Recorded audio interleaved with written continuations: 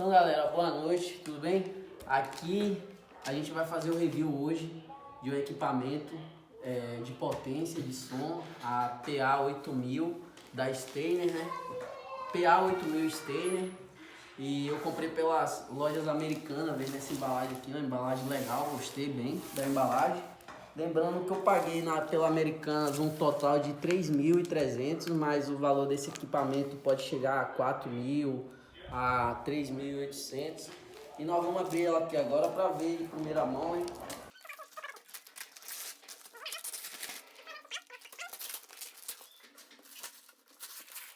A forma que veio tão bem embalada, até dá um trabalho aí. Depois no vídeo nós vamos cortar o vídeo também.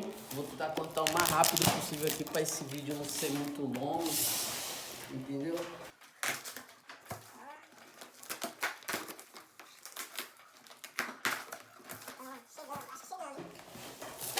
Então aqui vem o manual de instrução, a PA8000, bem simples, 2 páginas também, bem simples para quem já entende do equipamento. Aqui fala 4.000 RMS, um equipamento muito forte, 4 ohms ou 2.408 ohms também, consumo de 5.400 watts, vai precisar uma energia boa também no lugar que você liga esse tipo de equipamento. E aqui eu vou tentar abrir.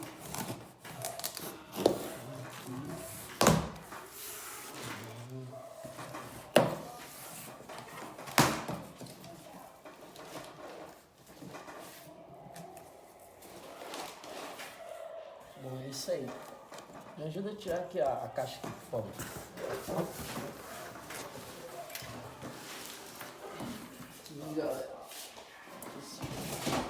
o equipamento comprado pelas Americanas é realmente novo, nunca usado.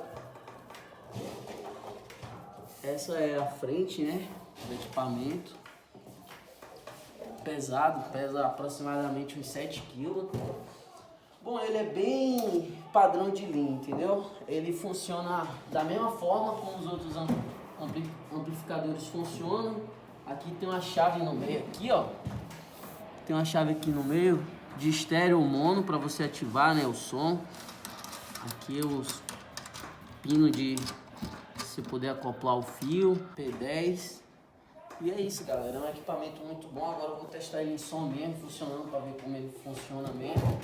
Se dá esse tanto de watts RMS quanto ele promete. E é isso, você vai ficar hoje com a Nilvox PA8000 potência.